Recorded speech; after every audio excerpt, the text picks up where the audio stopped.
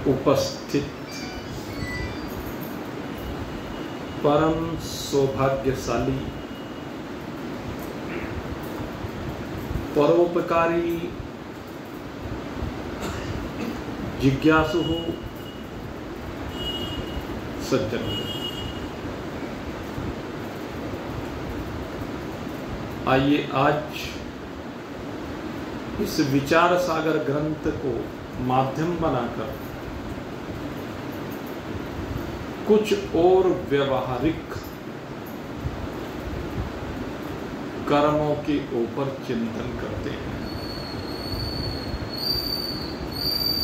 कुछ व्यवहारिक चर्चा जो जीवन में आवश्यक है, उनकी ओर यहां पर इशारा किया जा रहा है। चाहे हम कितने भी आध्यात्मिक हो जाएं, लेकिन जब तक संसार में शरीर है, तब तक शरीर का व्यवहार भी जुड़ा हुआ है। और वो व्यवहार खुले रहने दो भी, वो व्यवहार हमें लोक मर्यादा के लिए करते भी रहना चाहिए,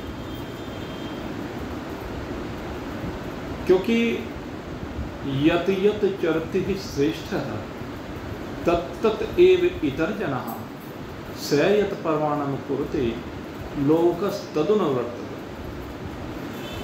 भगवान श्री कृष्ण ने कहा कि श्रेष्ठ पुरुष जैसा जैसा आचरण करते हैं, देखा देखी संसार भी उनसे प्रेरणा लेकर के वैसा ही आचरण करता है। और श्रेष्ठ पुरुष हमारे यहाँ किनको माना गया है?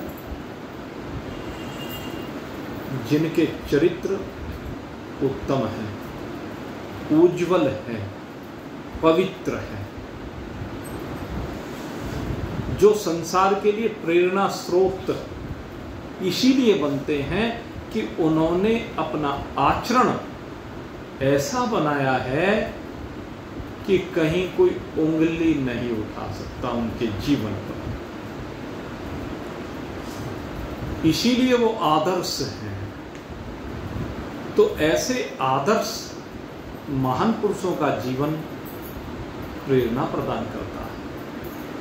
और जब भी कहीं उदाहरण देने की बात होती है, तो हम उन्हीं महान पुरुषों के उदाहरण देते हैं, क्योंकि संसार में घटनाओं की पुनरावृत्तियां बहुत होती हैं। और जब घटनाओं की पुनरावृत्तियां होती हैं, तो उस समय यही कहा जाता है कि फलाने समय पर फलाने महान पुरुष के सन्मुख भी ऐसी समस्या आई थी, और जब वह समस्या आई थी तो उन्होंने इस समस्या का इस प्रकार से समाधान किया था।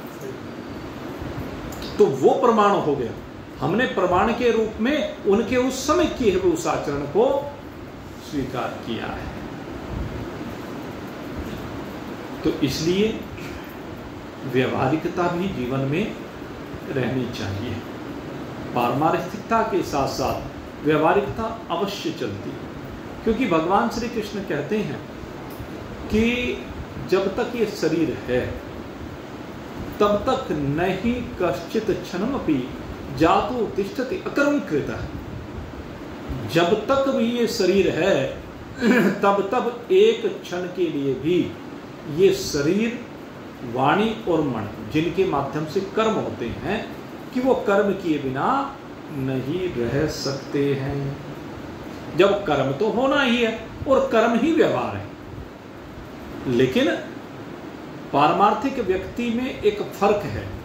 उसका कर्म लोक मर्यादा के लिए है, लोक व्यवहार के लिए है, उसका संग नहीं है, कोई चिपकाव नहीं है, कोई आसक्ति नहीं है, कोई तृष्णा नहीं है, स्पृहा नहीं है, चाहत नहीं है, वासना नहीं है।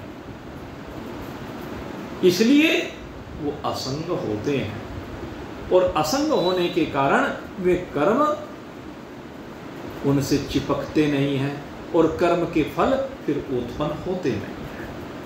जो सांसारिक व्यक्ति है, उसके कर्म इन सबसे संयुक्त होते हैं। इसलिए कहा कि कर्म होते रहेंगे, और उसका दूसरा एक निश्चय ये होता है कि कर्म शरीर का है और शरीर में हूं नहीं, क्योंकि ज्ञानी का ये निश्चय अटल है कि कर्म शरीर का है, कर्म मेरा नहीं है, मैं तो अकर्ता हूं, मैं तो अव्यय हूं, मैं तो असंग हूं, मैं तो स्थिर हूं, मैं तो अचल हूं, फिर मेरे में कर्म की कल्पना कहां से आ गई? मुझ आत्मा में कोई कर्म है ही नहीं, ये केवल मन वाणी और शरीर से हो रहा, और ये तीनों ही चीज मैं नहीं हूं। मन भी 5 भूतों से प्रकट हुआ है, आपकी वाणी भी पंचभूतों से प्रकट हुई है, आपका तन भी पंचभूतों की ही संरचना है, इससे अलग कुछ है नहीं। तो उसका यह दृढ़ निश्चय होता है कि कर्म शरीर से हो रहे हैं। और परसों तरसों आपको बताया था कि कैसे कर्म वास्तव में देखा जाए तो केवल भूत भूतों में बरत रहे, विषय विषयों में बरत रहे। आकाश आकाश में ही बरतता है, शब्द कान में ही बरतता है, आकाश रूपी है, स्पर्श त्वचा में ही बरसता है, वायु रूपी है, और कोई ना बरतता। ऐसी अग्नि है, ऐसी जल है, ऐसी पृथ्वी है। तो जब ये आकाश आकाश में बरत रहा है, वायु वायु में बरत रहा है, अग्नि अग्नि में बरत रही है, जल जल में बरत रहा है, पृथ्वी पृथ्वी में बरत रही है, तो फिर मेरा कर्म कहां? मेरे में कर्म की कल्पना नहीं है। लेकिन जब तक शरीर है, ये व्यवहार चलने दो, आप इसके दृष्टा बने रहो, आप इसके साक्षी बने रहो, आप इसमें असंग बने रहो, इन कर्मों से चिपकाव नहीं।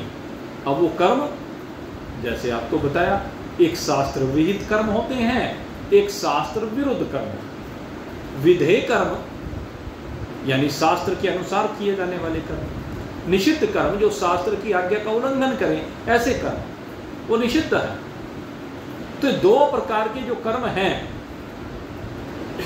निषिद्ध कर्म का तो कभी कहीं विधान है ही नहीं। जो निषिद्ध कर्म करता है वो पाप कर्म कहलाते हैं, और उन पापों के लिए ही फिर विहित कर्म कहा गया। और विहित कर्म में क्या है कि पापों का प्रायश्चित है। कल एक विषय सामने रखा गया, कहते हैं पापों का प्रायश्चित। तो एक बड़ा विषय हमारे लाला जी के द्वारा रखा गया, तो आज वो विषय सबके सामने रख देता हूं, इन्होंने तो बाद में रखा। अब इन्होंने विषय रखा कि भाई पापी ने पाप किया और प्रायश्चित कर लिया, तो क्या वो कर्म नष्ट हो गया? जबकि कर्म का सिद्धांत ये नहीं कहता है। कर्म का सिद्धांत कहता है कि पाप कर्म का फल अवश्यमेव दंड के रूप में भोगना पड़ेगा, और जो प्रायश्चित रूपी पुण्य कर्म है उसका फल आपको अलग से मिलेगा। बातें दोनों सही हैं। प्रायश्चित किए जाने से पापों की निवृत्ति हो जाती है लगभग, ये भी दृष्टिकोण सही है। और दूसरे ये दृष्टिकोण भी सही है कि पाप का फल भोगना ही पड़ेगा, पुण्य का फल भोगेगा ही। दोनों बात सही है, लेकिन कैसे? अब शंका यहाँ पर स्वाभाविक है, और शंका की निवृत्ति के लिए हमारा वेदांत है। किसी ने व्यभिचार किया, पापाचार किया, दुराचार किया है, तो ये ऐसा कर्म करने वाला उसके फल को नहीं भोगेगा अगर उसने प्रायश्चित कर लिया। तो इसमें शास्त्र का विधान जो है वो मैं आपके सामने रख देता हूँ। वैसे तो कई बार आपको कुछ दृष्टांत देकर के ये विषय स्पष्ट करने का प्रयास किया गया, लेकिन आज फिर से मैं थोड़ा सा स्पष्ट कर देता हूँ, क्योंकि उससे ये पूरी तरह से शायद इशारा हो जाए। क्योंकि हर घटना अलग प्रकार की होती है, और हम ये नहीं जानते इस घटना का कारण प्रारब्ध है या वर्तमान, इसलिए उसके संदर्भ में हम कोई निर्णय देने की स्थिति में नहीं। इसको जानने वाले तो चित्रगुप्त हैं, धर्मराज जी हैं। अब वो जो धर्मराज जी हैं वो तराजू के पल्लों में उन चीजों को रख करके तोलते हैं। हमारा अपना दृष्टिकोण है और जो शास्त्र आधारित है। हमारे दृष्टिकोण में तो शास्त्र ही प्रमाण है। क्यों? क्योंकि शास्त्र भगवान की वाणी है। अब जब भगवान ने प्रायश्चित कर्म का विधान किया है तो प्रायश्चित से कुछ तो होता होगा, और हम सामान्य चीज़ों में देखते भी हैं कि अगर प्रायश्चित कर लिया जाता है तो उस पाप की वहीं निवृत्ति भी हो जाती है। जैसे मैं आपको थोड़ा सा एक छोटा सा उदाहरण दूं, सास और बहू किसी बात के लिए दोनों में जरा सी कहासुनी हो गई, हल्की सी हो गई, और उसमें कोई अपशब्द कहा गया बहू के द्वारा या सास के द्वारा। थोड़ी देर के बाद दोनों शांत हो गई, और शांत होने के बाद बहू को एहसास हुआ कि भाई मेरे से गलत शब्द निकल गए, ये उचित नहीं है, मैंने जो शब्द निकाल दिए। और वो वहां से सीधी अपने सास के पास गई और सास के पैरों में पड़ गई। माता जी, पता नहीं कहाँ से क्या गलती हुई, मेरा दिमाग खराब हो गया और मैंने आपको ये अनुचित बात कह दी, आप तो मेरी माँ हैं और क्षमा मांग ली। अब आप बताइए, वो जो बात कही गई उसका वहीं के वहीं प्रायश्चित हो गया कि नहीं हो गया? तो ये भी एक प्रायश्चित है, और इसका फिर आगे फल नहीं मिलेगा, ये भी निश्चित है इस तरह का। लेकिन कुछ ऐसे पाप हैं जिनके रूप बड़े विकृत हैं, तो ऐसे पापों की पूरी तरह से निवृत्ति संभव नहीं। छोटे मोटे विषयों की निवृत्ति हो जाती है, लेकिन जो बड़े विषय होते हैं उनकी निवृत्ति ऐसे संभव नहीं है। तो उनकी निवृत्ति शास्त्र कैसे कहता है कि ऐसे पाप की निवृत्ति प्रायश्चित के द्वारा कैसे होती है? तो कहते हैं कि बोझ कम हो जाता है, प्रायश्चित कर लिए जाने से बोझ कम हो जाता है। कहासुनी बहुत ज्यादा हो गई, मारपीट हो गई, और मारपीट होने के बाद चलो क्षमा मांग ली गई, लेकिन अंदर टीस रह गई। लेकिन क्षमा मांगने से कुछ तो कम हो गया बोझ। और इसको दूसरे तरीके से जो मैं समझाता हूं वो क्या है कि जैसे व्यक्ति जो पाप कर्म कर रहा है वो कड़वी गोलियां हैं, जो पुण्य कर्म कर रहा है वो मीठी गोलियां हैं। जब हम मीठी गोलियों का जो स्टॉक है हमारे पास और कड़वी गोलियों का जो स्टॉक है, एक पाप कर्म हमारे से हुआ तो हमने एक पाप कर्म के बदले में कड़वी गोली हमारे खाते में भगवान ने डाल दी। अब वो कड़वी गोली खाते में गिर गई, लेकिन हमने पुण्य कर्म करके उसके बदले प्रायश्चित करके, एक बार प्रायश्चित किया, 2 बार प्रायश्चित किया, 4 बार प्रायश्चित किया, हमने 100 मीठी गोली डाल दी। एक कड़वी गोली गिरी और प्रायश्चित इतना किया कि 100 मीठी गोली डाल दी अपने खाते में। बलराम जी ने पाप एक किया, सूत जी का वध किया, लेकिन प्रायश्चित सैकड़ों तीर्थों पर जाकर किया, सैकड़ों बार स्नान किया, सैकड़ों बार क्षमा याचना की, अपने पाप को बार बार कहा, अपने पाप को बार बार अनुभूत किया, तो बार बार प्रायश्चित हो रहा है, बार बार पाश्चाताप हो रहा। उसके कारण से खाते में मीठी गोलियां डलती चली गई।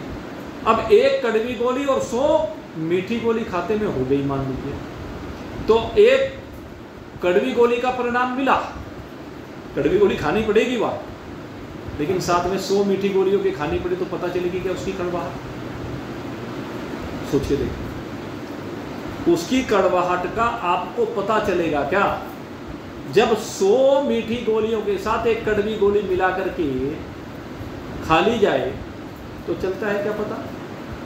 गंगा जी का जल हर की पौड़ी से आप लाते हैं और घरों में रखा रहता है, सालों साल रखा रहता है, खराब नहीं होता है, हम रोज उसका पान कर लेते हैं, जब भी आवश्यकता होती है आचमन कर लेते हैं, स्नान के लिए रख लेते हैं। क्यों? क्योंकि वो परम पवित्र है। अब मैं आपको बताऊं, अगर हर की पौड़ी से आप लाए हैं, गंगा जी कहाँ से निकल कर आई?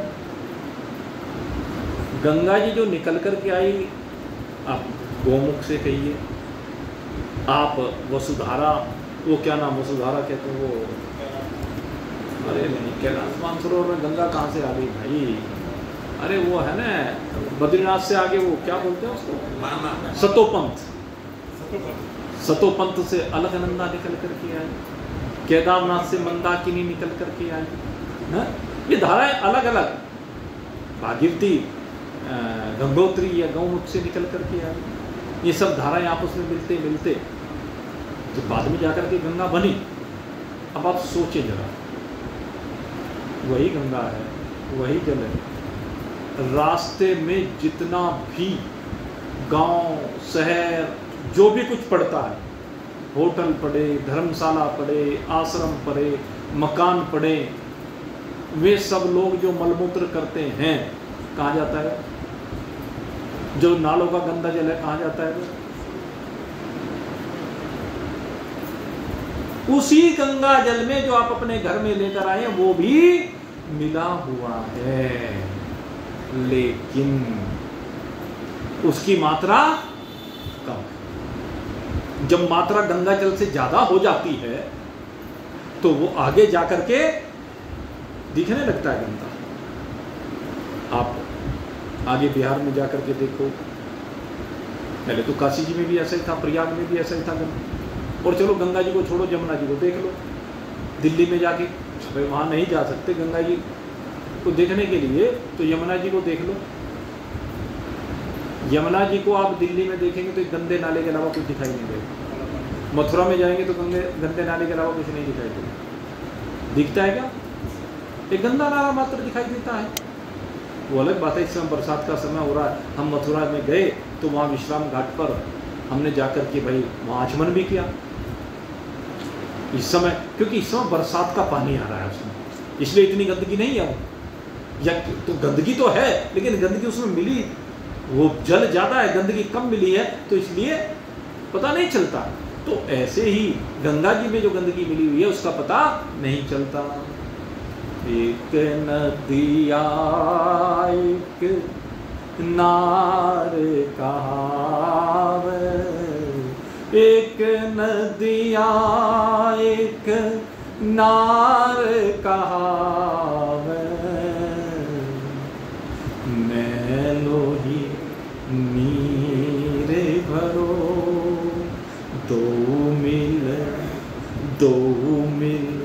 एक वरण भई, सुरसरी नाम परो, प्रभु मेरे अवगुण चित न धरो, प्रभु मेरे अवगुण चित न धरो, समदर्शी है नाम तिहारो, चाहे तो पार करो, प्रभु मेरे अवगुण चित न धरो।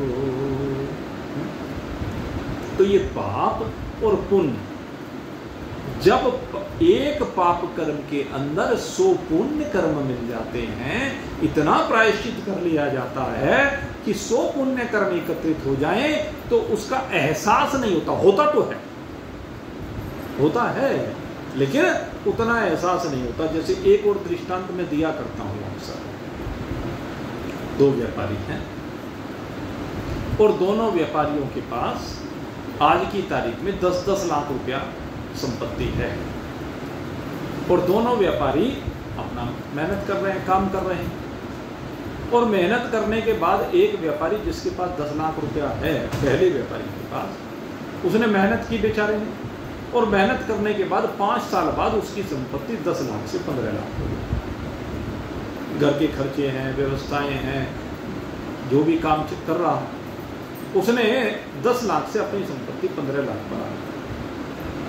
अब हुआ क्या कि 5 साल के बाद झटका लगा। कैसा? बीमारी का झटका लग गया कह लीजिए। और बीमारी का ऐसा झटका लगा कि 2-4 महीने के लिए जाके अपोलो हॉस्पिटल में भर्ती हो गया, मेदांता में भर्ती होना पड़ा। अब जो वहां भर्ती होना पड़ा उसमें कितना रुपया लगा? उसमें 30 लाख रुपए का खर्च आ गया। अब उसके पास तो था नहीं, बेचारे ने इधर से उधर से कर्ज लिया, रिश्तेदारों ने सहायता की, कभी किसी ने 30 लाख। अब नुकसान हो गया, उसे आ गया ठीक होकर के। अब जो 30 लाख का नुकसान हुआ वो माइनस में 15 लाख पहुंच गया। अब उसे काम भी करना है, काम करना है तो लागत चाहिए, पूंजी चाहिए। अब पूंजी उसके पास रही नहीं, अब एक और तो उसे पूंजी का प्रबंध करना तब काम चलेगा, और दूसरी उसे कर्ज चुकाना। ये सबसे बड़ी समस्या है। अब वो उस कर्ज को, उसके ब्याज को उतारते उतारते सारी जिंदगी उसकी खराब हो जाएगी।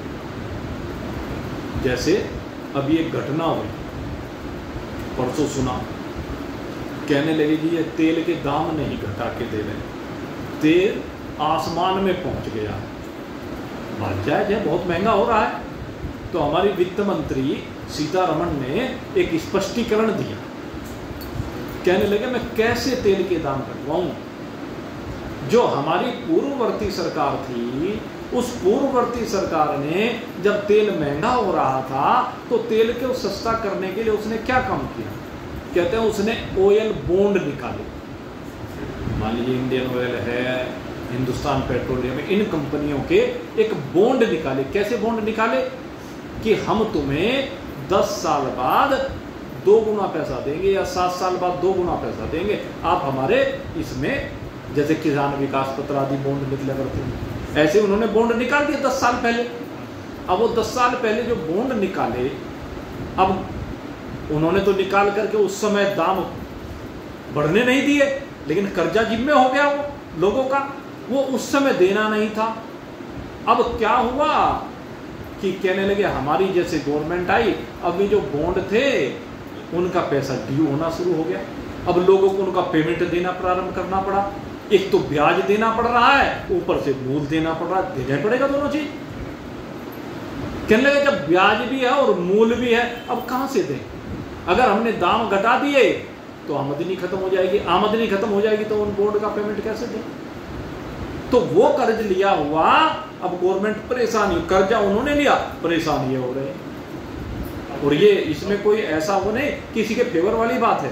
6 साल में 65,000 करोड़ रुपया दे चुकी गवर्नमेंट, 65,000। तो बहुत मोटा पेमेंट कर चुकी। लेकिन अब विषय क्या है, ये किसी गवर्नमेंट का समर्थन की बात नहीं है, हैं? विषय क्या है, अब मान लीजिए यही काम इन्होंने कर लिया, ये भी क्या करें, उस कर्ज को उतारने के लिए दूसरा कर्ज ले लें, हैं? तो क्या हो गया, फिर आगे की श्रृंखला फिर से शुरू होगी ना। तो उस बेचारे छोटा जो व्यापारी है, पहला व्यापारी है, उसके जीवन में यही तो हो रहा है। अब उस पर कर्ज इतना चढ़ गया, वो बेचारा बस परेशान, क्या करे। अब दूसरे व्यापारी की कथा है। दूसरे व्यापारी ने जो 10 लाख रुपए की उसकी संपत्ति थी, 5 साल उसने भी बहुत काम किया, और उसने इतनी मेहनत की और प्रारब्ध ने साथ दिया, कह लीजिए उसके संबंधों ने, उसके व्यवहार ने इतना उसका साथ दिया कि उसकी संपत्ति 5 साल में बढ़कर के 50 लाख हो गई। उसने ज़्यादा रुपया कमाया, उसने 5 कमाया, उसने 40 कमाया। अब उसकी संपत्ति जब बढ़कर 50 लाख हो गई तो अब उसके साथ भी घटना हो गई। घटना होने पर वो भी मेदांता में भर्ती हो गया, अपोलो में भर्ती हो गया, जहाँ भी नाम ले रहा हूँ मैं, कोई सा भी हॉस्पिटल कह लीजिए तो प्रसिद्ध जो भी। अब वो भी वहाँ भर्ती रहा, कई महीने में बेचारा ठीक होके आया, 30 लाख रुपए का उसका खर्चा हुआ। अब 30 लाख का खर्च उसने जो किया, अब 50 लाख की संपत्ति थी, 30 लाख खर्च हो गया, तो उसके पास अब भी प्लस में 20 लाख रह गए। अब 20 लाख से उसने आकर के दोबारा अपने काम को, भाई झटका तो लगेगा, 30 लाख का जब नुकसान हुआ झटका तो लगेगा, लेकिन वो संभल गया।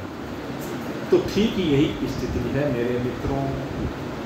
अगर यदि पाप कर्म के साथ पुण्य कर्मों का अर्जन इतना कर लिया जाए कि वो उस पाप कर्म को दबा दे।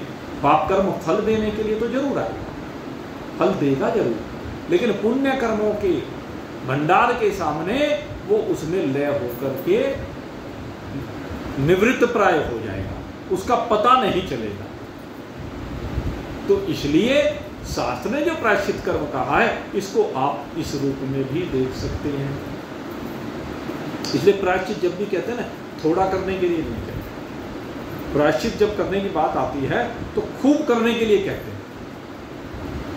अश्वमेध यज्ञ आप समझते हो कोई सामान्य चीज है क्या अश्वमेध यज्ञ करना?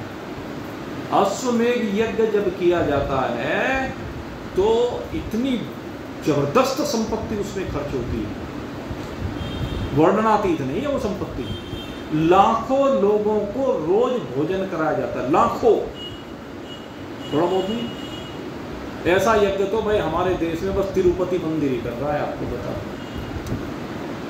जो हमारा तिरुपति बालाजी मंदिर है आंध्र प्रदेश में, आंध्र में है, तेलंगाना में इस समय पता नहीं मुझे कौन से में है, आंध्र में ही है हाँ, क्योंकि वो विभाजन हो गया ना, तो तिरुपति जी वो भगवान का ऐसा मंदिर है, उससे बड़ा भंडारा कहीं नहीं होता। वहाँ लाखों ही आदमी का भोजन होता है, रोज लाखों आदमी का भोजन, और भोजन भी बढ़िया, ऐसा नहीं कि हल्का होता है।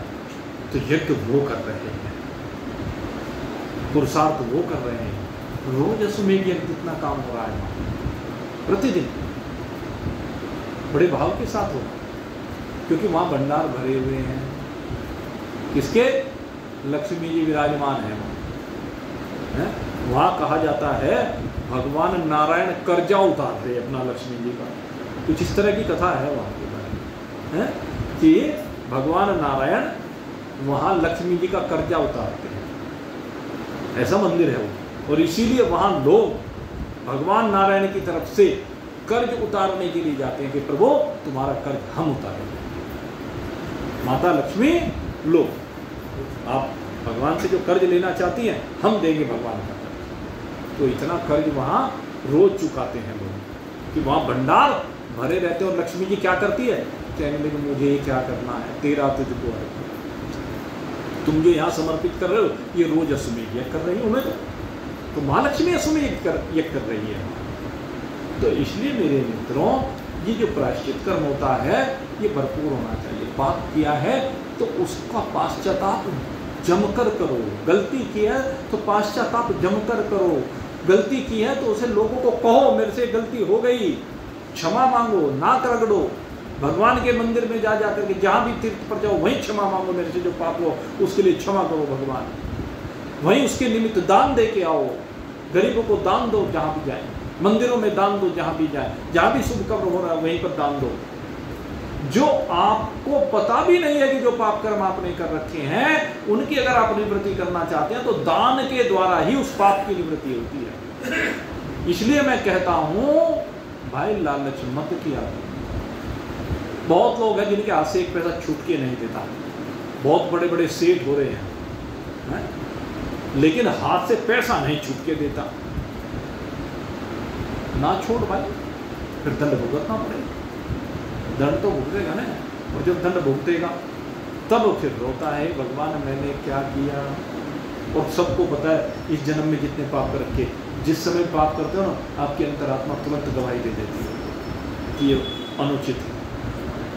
और जब वो हो गया, चलो प्रारब्ध के कारण हो गया या आपके वर्तमान के कारण हो गया, तो भाई उसका प्रायश्चित कर लो, ये बहुत जरूरी है। तो ये बात हुई पाप कर्मों की, प्रायश्चित कर्म की। दूसरे हुए काम्य कर्म। काम्य कर्म का मतलब है जो किसी कामना को लेकर के हम कोई अच्छा कार्य करते हैं, मन में कोई इच्छा है उसके लिए भगवान की कथा कराते हैं, जैसे सत्यनारायण की कथा कराते हैं, हमारे भागवत कथा कराते हैं पितरों के उद्धार के लिए, अग्निहोत्र यज्ञ करते हैं कि मुझे स्वर्ग मिल जाए। अनेक अवसरों पर हम बड़े अच्छे अच्छे पुण्य कर्म किसी विषय को लेकर, किसी इच्छा को लेकर के करते हैं। कभी धन की इच्छा, कभी संतान की इच्छा, तरह तरह की इच्छाएं हैं। तो जितने भी इच्छाओं को लेकर के ये कर्म किए जाते हैं वो काम्य कर्म कहलाते हैं, सकाम कर्म होते हैं। अब तीसरे कर्म की बात मैं करता हूँ आपसे। ये जो तीसरा कर्म है इस कर्म को कहते हैं नैमित्तिक कर्म। ये जो नैमित्तिक कर्म है किसी निमित्त से किया जाता है, किसी निमित्त के मिलने पर किया जाता है। कहते ये ऐसे कर्म होते हैं जो अगर यदि करते हैं तो कोई पुण्य विशेष नहीं होता, उससे कोई पुण्य विशेष नहीं होता, लेकिन ना करे तो पाप जरूर होता है, ना करने से पाप होता है। करने से पुण्य विशेष नहीं होता। जैसे अब बात यह आती है, आपके दरवाजे पर एक भिखारी आ गया और भिखारी को आपने रोटी खिला दी, कुत्ता आ गया उसको रोटी डाल दी, चिड़िया आ गई उसको चुग्गा डाल दिया, तो इससे कोई पुण्य विशेष नहीं है तो, लेकिन पुण्य विशेष नहीं है। आपके दरवाजे पर कोई आया, आपने हाथ जोड़ के नमस्ते कर दी, ये पुण्य विशेष नहीं है। लेकिन अगर नहीं की तो पाप हो गया। लेकिन हमने क्या सबको नमस्ते करने का ठेका लिया? हाँ। अब बात ये आती है कि किसको नमस्ते की है, किसको प्रणाम किया जाए, किसके चरणों में झुका जाए।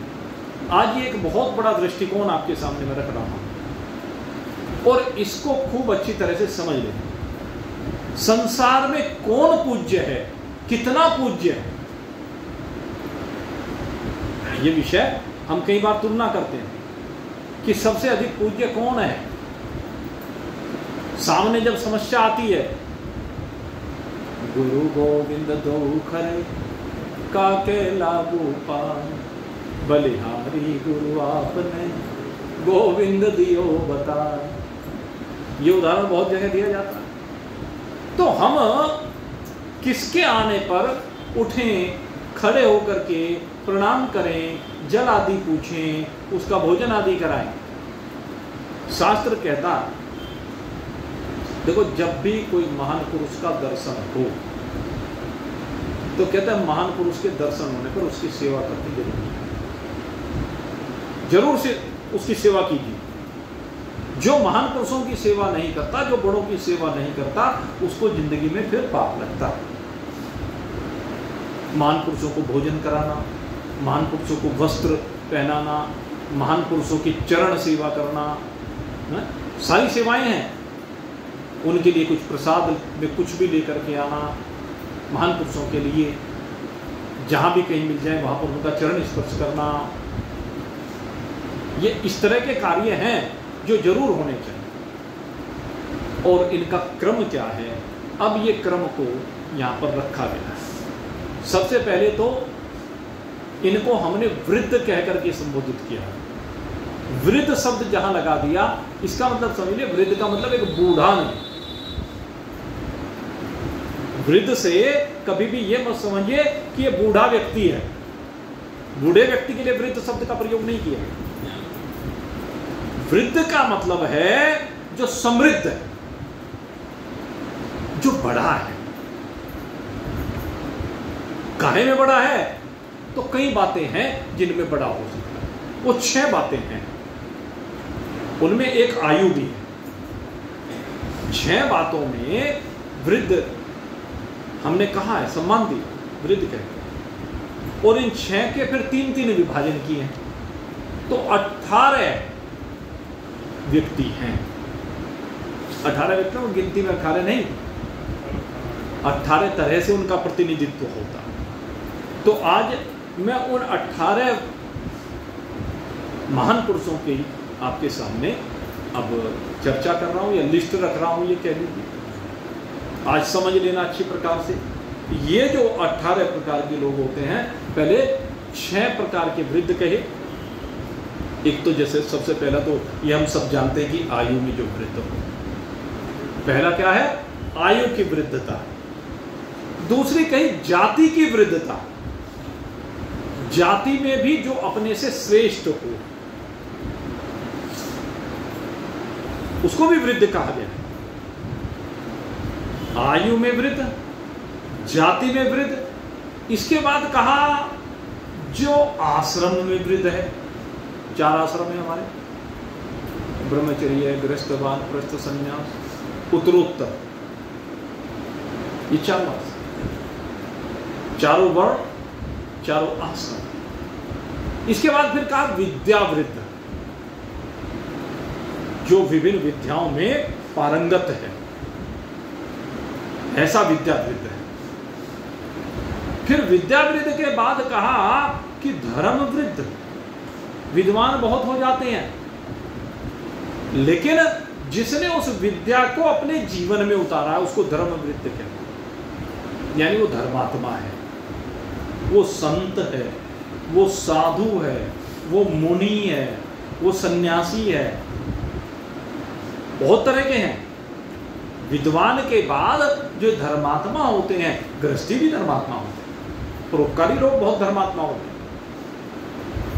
और फिर अंत में कहा, कहते हैं कि जो ज्ञान वृद्ध, तो 6 प्रकार के वृद्ध बताए। अब इन 6 प्रकार के वृद्धों को 18 जगह पर विभाजित किया गया है। सबसे पहले कहा नंबर 1 पर कि सबसे पहले जो है, अगर हमारे सामने 2 प्रकार के व्यक्ति हों, एक आयु में बड़ा हो, दूसरा जाति में बड़ा, तो जाति वृद्ध को आयु वृद्ध से श्रेष्ठ माना। जाति वृद्ध को आयु वृद्ध से श्रेष्ठ माना गया। जैसे अब उसको समझाना पड़ेगा। सामने एक तो कोई रिश्तेदार आ गया, मामा आ गया, फूफा आ गया, वो आया, और साथ में एक पंडित आ गया। अब मुझे बताने की जरूरत है क्या? पंडित की आयु कम है, मामा फूफा की आयु ज्यादा है, तो किसके पैर छूने चाहिए? किसको नमस्कार पहले करना चाहिए? पंडित जी को करना चाहिए। सीधी सी बात है। क्योंकि मामा फूफा जो भी आया, दादा है, पिता है, चाहे भले आपके दिल में पिता के प्रति सम्मान आदर ज्यादा है, वो अलग बात है, लेकिन एक लोक मर्यादा ये कहती है कि अगर पिता भी सामने और पंडित भी सामने है तो पहले पंडित के पैर छुए जाने चाहिए, क्योंकि पिता भी पंडित के ही पैर छुए। इसीलिए मैं उस बात को बार बार कहता हूं, गुरु गोविंद दो खड़े काके लागू पाए। जब गुरु और गोविंद दोनों एक साथ सामने आ गए, अच्छा गुरु जी किसके पैर छुएंगे? अगर गुरु जी हैं और भगवान जी हैं, यहां जरा चिंतन करके देखो, आमने सामने हमारे छोड़ दो, गुरु जी के सामने भगवान आ गए, भगवान जी गुरु के पैर छुएंगे या गुरु जी भगवान के पैर छुएंगे?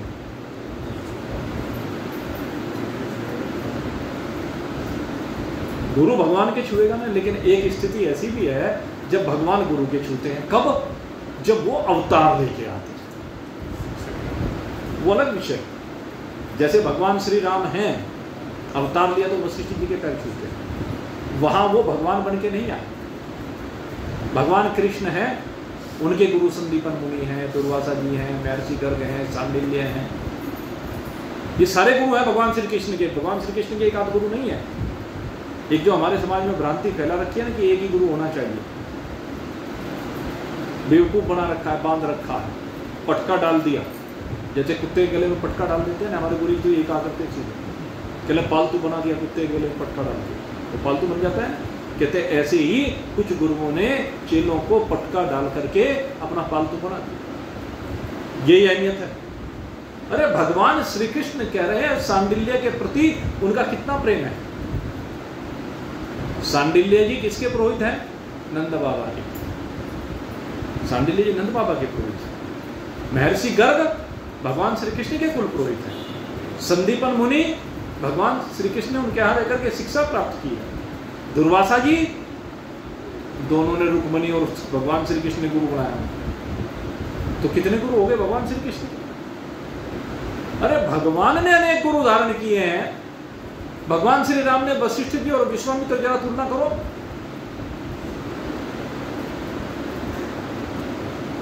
उन्होंने दोनों का सम्मान किया है, दोनों को बराबर सम्मान दिया है।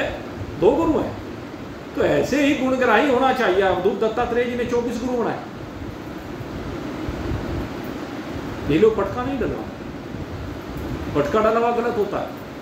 हाँ ये है कि एक गुरु से अगर यदि आपको अपने स्वरूप का बोध हो गया तो छुट्टी, फिर आवश्यकता ही नहीं रही, फिर गुरुत्व और शिष्यत्व दोनों ही नहीं रहे। गुरु तो कब तक है? जब तक बोध नहीं हुआ। गुरु नहीं शिष्य है, न फिर गुरु है न शिष्य है। गुरु और शिष्य का नाता तब तक है जब तक एक जिज्ञासु है, एक उपदेश करता है, और फिर तो ब्रह्मविद ब्रह्मेव भवति, ब्रह्म को जानने वाला ब्रह्म ही हो जाता है। तो इसलिए ये अलग अलग जगह पर अलग अलग भाव है कि भगवान जब मनुष्य का अवतार धारण करते हैं तो गुरु को नमन कर रहे हैं। लेकिन अगर यदि हमारे सामने भगवान नारायण चतुर्भुजी रूप में यहां प्रकट हो जाए और साथ में हमारे गुरुदेव प्रकट हो जाए, तो यहां शास्त्र कहता है, ये जो विचार सागर हमें शिक्षा दे रहा है कि यहां पर हमारा धर्म यही है। अगर हमारे गुरु जी भी अब किसके पैर छुएंगे ये निर्णय कर लो। भाई भगवान नारायण थोड़े ना गुरु जी के पैर छुएंगे, गुरु जी तो नारायण के पैर छुएंगे। जब गुरु जी नारायण के पैर छू रहे तो तुम पहले ना गुरु जी के पैर कैसे छूओगे? नारायण के छूओगे। नियम ये, पहले बड़े के पैर छू करके फिर छोटे के पैर छूने चाहिए। जैसे आपने घरों में देखा होगा, जब बहुएं होती हैं और वो कोई बहू आई घर में और घर में आकर के देखा 4 बड़ी औरतें हैं, तो सबसे पहले क्या देखती है कि सबसे पहले दादस कौन सी है, दादस देखेगी, फिर वो क्या कहते हैं तायस देखेगी, फिर माँ को देखेगी, फिर पितस को देखेगी, है एक एक करके इस क्रम से तो छूते हैं। तो वही बात शास्त्र की यहाँ पर लागू होती है कि अवस्था वृद्ध और जाति वृद्ध। अवस्था वृद्ध से जाति वृद्ध श्रेष्ठ है। अपने जाति का कोई बूढ़ा खड़ा हो और सामने पंडित खड़ा हो, तो उस समय हमें पंडित के पैर छूने चाहिए, पंडित का सम्मान पहले करना चाहिए। तो पहली बात तो ये। अब दूसरी बात कही कि भाई 2 पंडित खड़े हों, अब एक पंडित के बजाय 2 पंडित खड़े, ये भी तो संभव है। तो क्या ले, इसमें सीधी बात है, यहां पर अवस्था को देख लो। जब 2 पंडित सामने हैं तो जिसकी अवस्था बड़ी है उसको पहले प्रणाम कर लीजिए, जिसकी अवस्था छोटी है उसे बाद में प्रणाम कर लीजिए। सीधा सिद्धांत। शास्त्र ने कहीं कोई शंका नहीं छोड़ी। ये जो शास्त्र में चल रहा है, जो ऊपर जाके थोड़ा नीचे आगे मेरे ख्याल में। लाला जी आप गलत दिशा में चले जाते हैं। जब शास्त्र की चर्चा होती है तो शास्त्र में हर विषय के ऊपर चर्चा होती है। शास्त्र हर विषय की चर्चा कर रहा है और आप अभी जरा इसका इंतजार करो, थोड़ा सा इंतजार करके तब देखो क्या मजा आएगा। अभी इसमें अभी तो सुन लो, नीचे नहीं आए। ज्ञान कहीं भी नीचे नहीं लाता है, लेकिन व्यवहारिक ज्ञान की भी आवश्यकता है। इसके माध्यम से ही समझाना पड़ेगा। अभी सब्र करो, देखो अभी। और वैसे तो आपने वो 6 सही नहीं सुने थे, अगर वो 6 सही सुन ले तो इनकी तो आगे नहीं तो व्याख्या करना। फिर देखो अब तीसरा विषय है। तीसरे विषय में कहा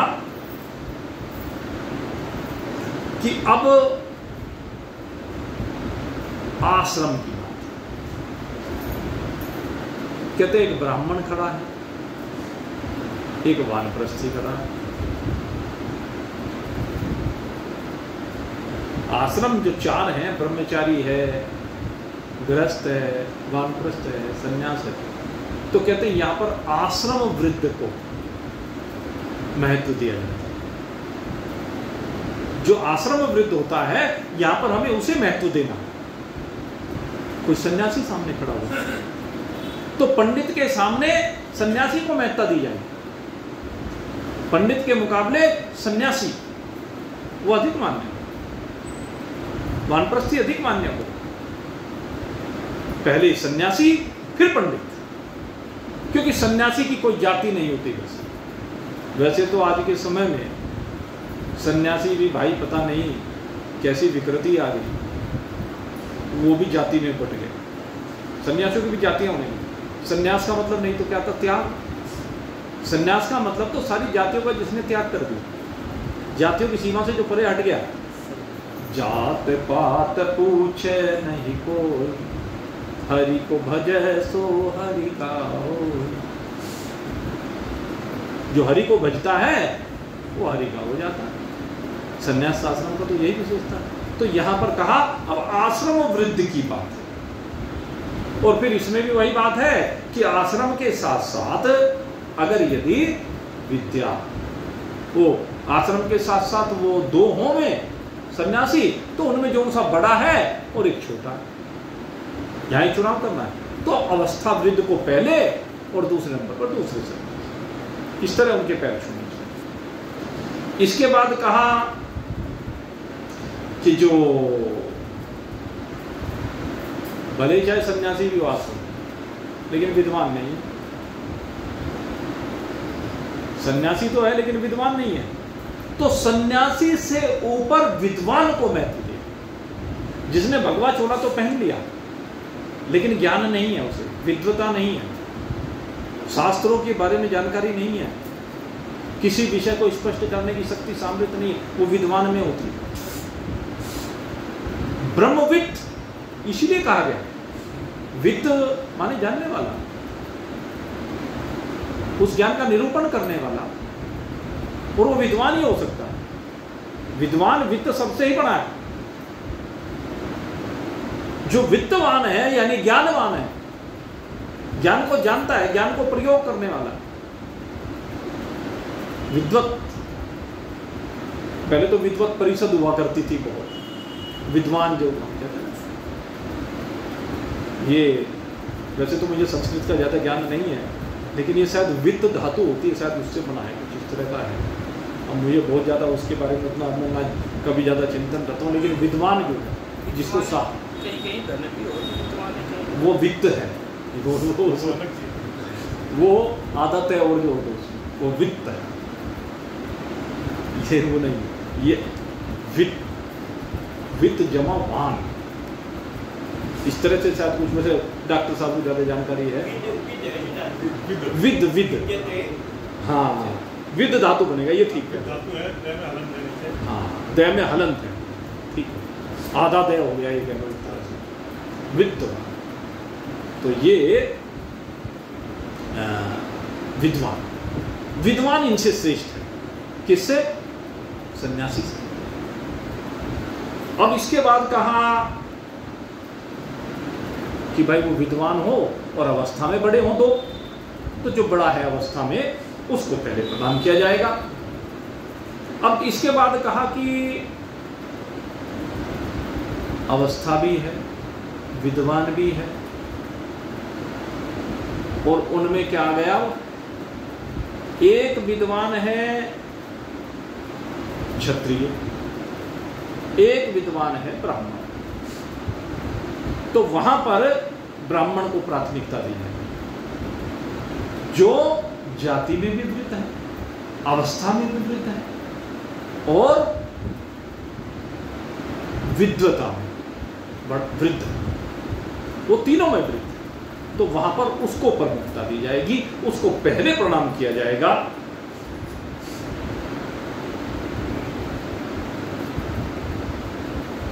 इसके बाद आया जो आश्रम में भी वृद्ध है। एक एक क्रम वही है, जो क्रम नीचे है, इसको सीधे से बस मोटी सी भाषा में ये समझ लीजिए।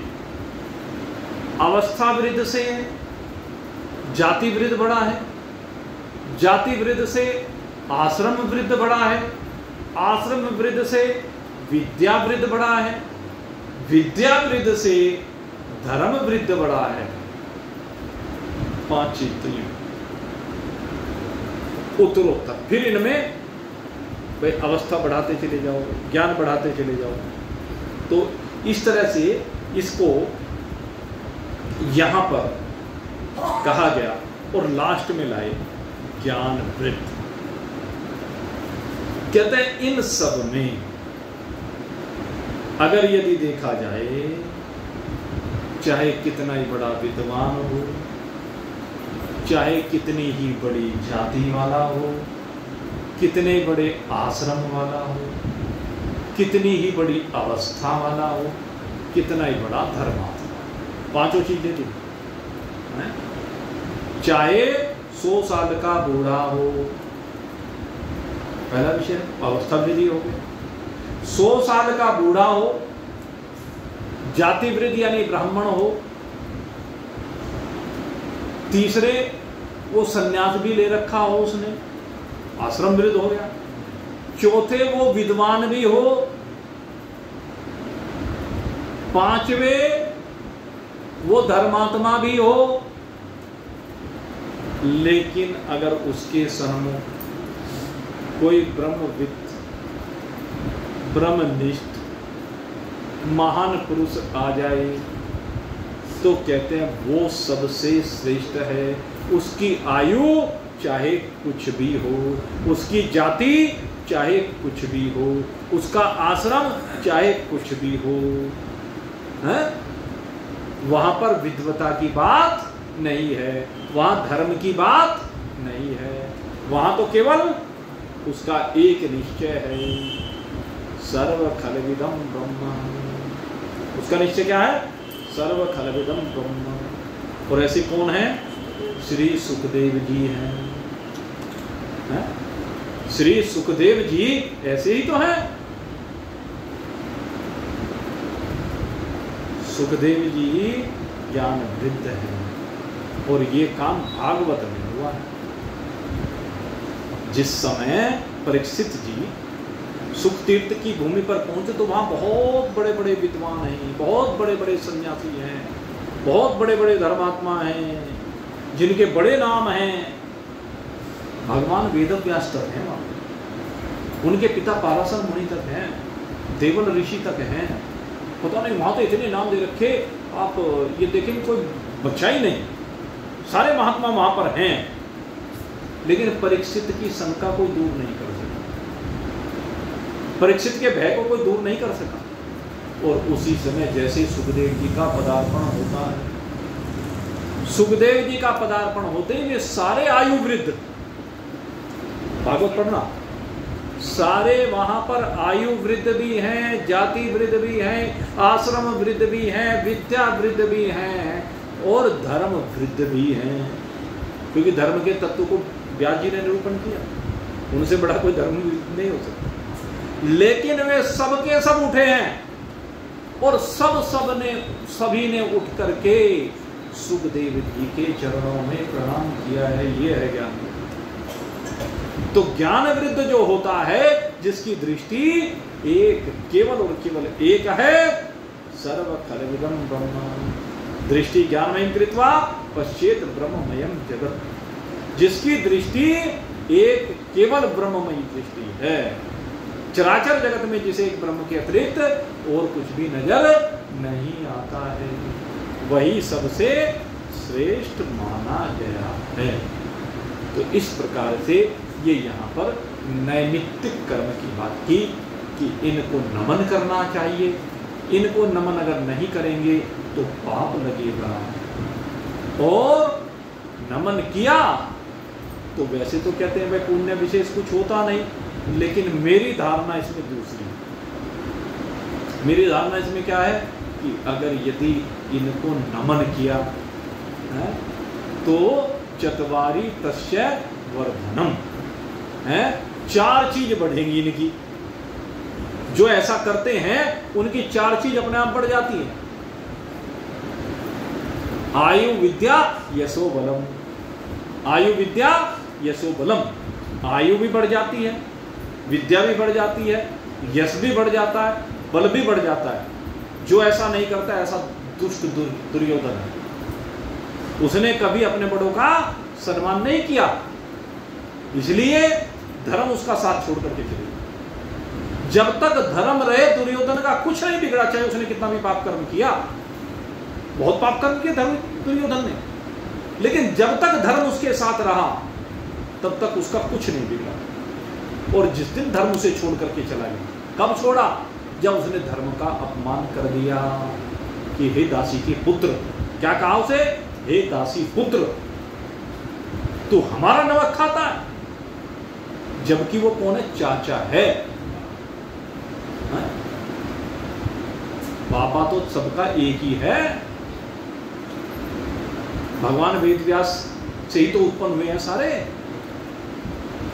लेकिन उसने कहा दासी पुत्र हमारे नमक खाता और हमारे खिलाफ बोलता है, हमें उल्टी मती सिखाता है, हमें भय दिखाता है इन पांडवों का, निकल जा मेरे राज्य से।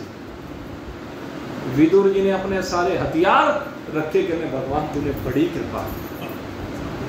कहने लगे मैं इस धर्म युद्ध से बाहर हो गया, मेरे सामने धर्म संकट था, दिल मेरा पांडवों के साथ था और लड़ना इसकी तरफ से पड़ता मुझे भी, इसलिए वो साथ छोड़ करके चले गए। और कहते हैं जैसे विदुर गए, आयु विद्या यशो बल,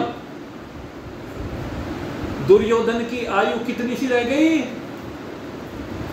ज्यादा 1 महीना जिया होगा, क्योंकि 18 दिन का युद्ध हुआ, उसके बाद 2-4 दिन तैयारी में लगे होंगे, जो भी कह लीजिए 1 महीना ज्यादा। उसकी बुद्धि क्या तो तत्व तो जाहिली थी, पहले ही नहीं थी, तो उल्टी बुद्धि का था। यश, फिर उसका यश थोड़ा ही ना रहा, लोगों ने गालियां दी उसको। और बल, कहले शरीर में इतनी शक्ति सामरित होते हुए भी कुछ नहीं कर पाया महाभारत के लिए, तो सारी चीज चली गई।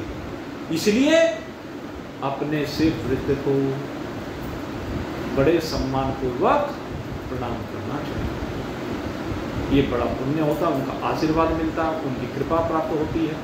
आपके ऊपर समस्त गुरुओं की कृपा बनी रहे, आपके ऊपर गुरुओं के महागुरु भगवान श्री हरिनारायण की कृपा बनी रहे, जिसकी छत्र छाया में रह करके आप अपने स्वरूप बोध को प्राप्त करें। इन्हीं शुभ भावनाओं के साथ आज का सत्संग अब यहीं पर विश्राम को प्राप्त हो रहा है। परसों फिर आपकी सेवा में हाजिर होंगे, कल का विश्राम रहेगा, मुझे थोड़ा सा काम